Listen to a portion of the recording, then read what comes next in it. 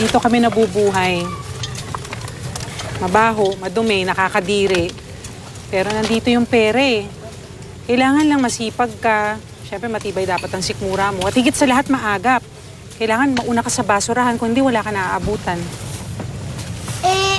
Ano po kailangan natin kunin para po maging pera? Ito, plastic. Dito ilagay sa sako. Yung ibang katulad ng bakal o mga sirang gamit, pwede ipakilo. Pagkatapos, bibenta namin sa junk shop yung mga yan para maging pera. Rowena, huwag kayo mag-alala. Tutulungan namin kayo. Di bale, siguro masasanay rin kami sa ganitong klaseng pamumuhay. Magtutulong-tulong po kami ni Inay, Luna, Tita Belen. Kakayanin din po namin to. Nakakatuwa naman itong mga anak mo, Rowena. Hindi sila maselan, ano?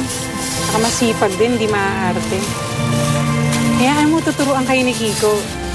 Tita Belen, Kiko, pwede po ba yun? Ayun o, yung parang lumang bakal. Ayun, oo. Oo, pwede. O, tara, doon tayo. Sige, kukuha lang ako ah. Sige. Mahirap naman pala. Daan lang, ha? Luna, Blanca, mag-iingat kayo ha. Tingnan niyo yung dinadaanan niyo. Opo, Nay. Tuturuan naman po kami ni Kiko eh. Kiko, malalayan mo muna sila, oh.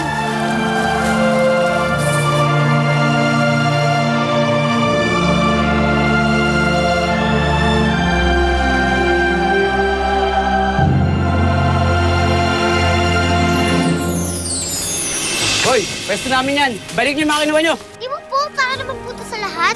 Sa amin ito.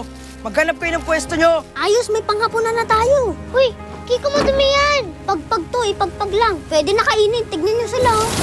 Anak, alam ko, hindi kayo sanay na gawin to. Dahil kahit mahirap tayo, hindi naman tayo kumain ng ganito eh. Kasi pag hindi kasi natin pakinain, magugutom tayo eh. Rowena! Rowena! Gumising ka, dali! Bakit? Nag-uumpisa ng gumuha ang mga basura, dali!